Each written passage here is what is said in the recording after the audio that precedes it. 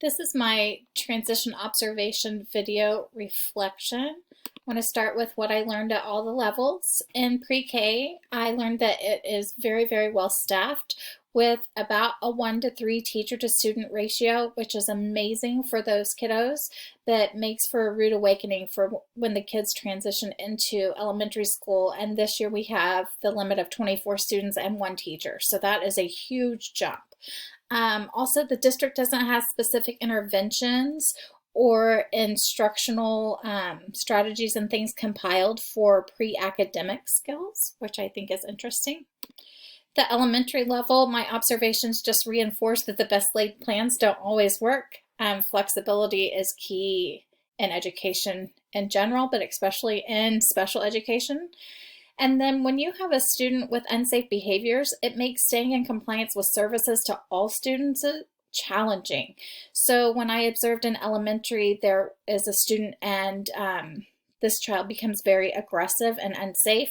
And when that happened in the resource room, then the teacher had to send the other kids who were working in the resource room back to their own classroom for safety reasons.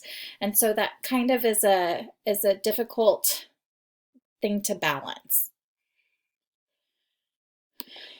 At the middle school level, I was really impressed watching Casey. Her humor just engages the kids, and she just has the right personality for that. And co-teaching was new for me, and I really liked how it was beneficial for all students, not just students with IEPs. So when the general education teacher was teaching, Casey would be able to answer and assist and provide support to all students, not just those that are on her caseload. Also, if the district moves to teaching 5 of 7 sections daily, it would be super beneficial to those co-teachers to have additional planning time, because I see that as one of the things that would make the co-teaching somewhat challenging.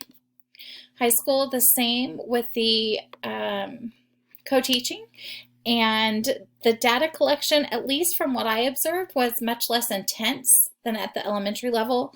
I'm trying to assess and take data on my students weekly on their goals to make sure and see if I need to tweak my instruction or change it, but I did not observe that or hear from the person I observed that that was the case at that level. Also, the block scheduling leads to very, very long classes. When observing via WebEx, 90 minutes is a long time, especially for those remote classes where the students don't have to turn their videos on and it's like crickets when the teacher was asking a question. So what are my biggest takeaways? The district needs to do a better job of keeping caseloads equitable among special education teachers. There are teachers in our elementary level that have 21 kids on their caseload. There are some that have 5.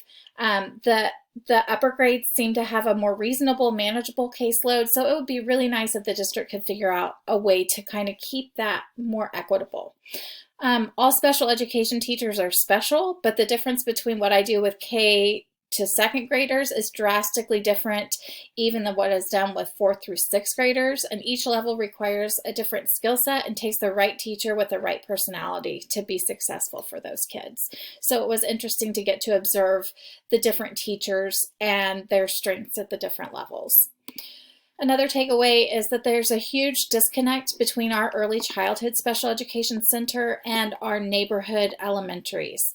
It's a different world, and so those transitions are sometimes not quite adequate for what kids need. And using what I've learned, I plan to advocate for better collaboration between the Early Childhood Center or preschools and our elementary schools to create smoother transitions for our students.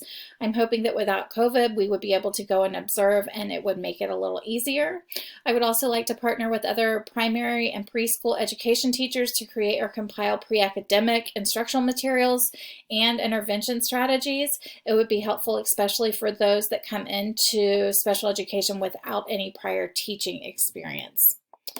And last, I just want to thank you for the opportunity to observe at the different levels.